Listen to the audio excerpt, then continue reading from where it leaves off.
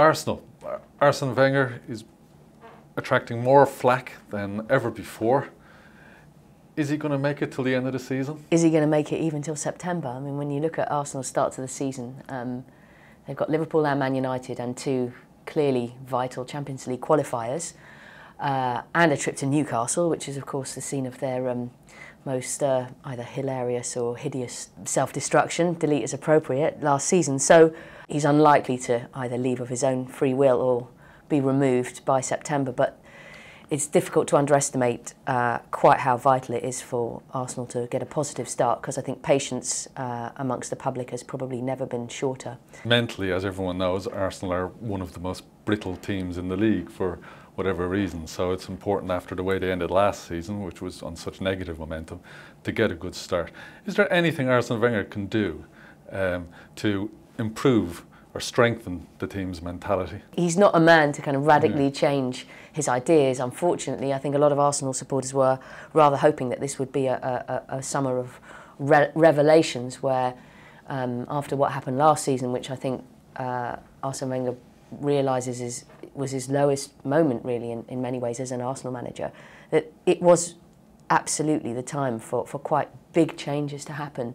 But so far everybody's still waiting for those changes. I mean, when you consider that at the time when we speak anyway, Arsenal are only a couple of accidents away from Manuel Almunia appearing again. It's kind of underlines that you know there needed to be to really change the spirit and attitude, quite a lot going out as well as quite a lot coming in, to make everybody feel positive and enthused and renewed. Obviously there's still time, and on the upshot there is the emergence of Jack Wilshere and Wojciech Szczesny last season, who are young players who clearly feel very fearless and very eager to still prove everything in the game. That I think there is positive influences there, but obviously there's a lot of other things, negative things that need to be resolved. But it will be interesting to see if he does make the signings, because he's been quite candid about well, agreeing with the widespread criticisms and the need for a centre-back, perhaps a strong man in midfield, and he claims to be going for such players. Whether it's half-hearted or not remains to be seen, because he seems to be making offers for players, but they're offers so low that they're never going to be accepted. So you wonder how committed he is to genuinely doing it, or does he still hanker after this great vindication? It's not just Arsène Wenger who's responsible for the trading of players. Obviously he's supposed to be identifying them, and I think in some cases is involved in negotiations, but there are people at the club whose job it is to see these things through, and that's not happening, and in a way that's been a problem since David Dein left the club. Prediction time. If at the moment Fabregas and Nasri are still at the club, they've brought in Gervinho,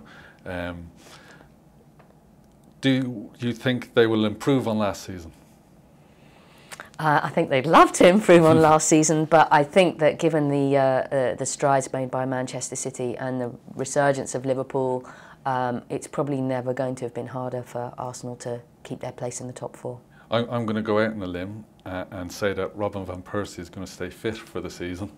And that is going out on a limb. With Vermaelen back, they'll be second.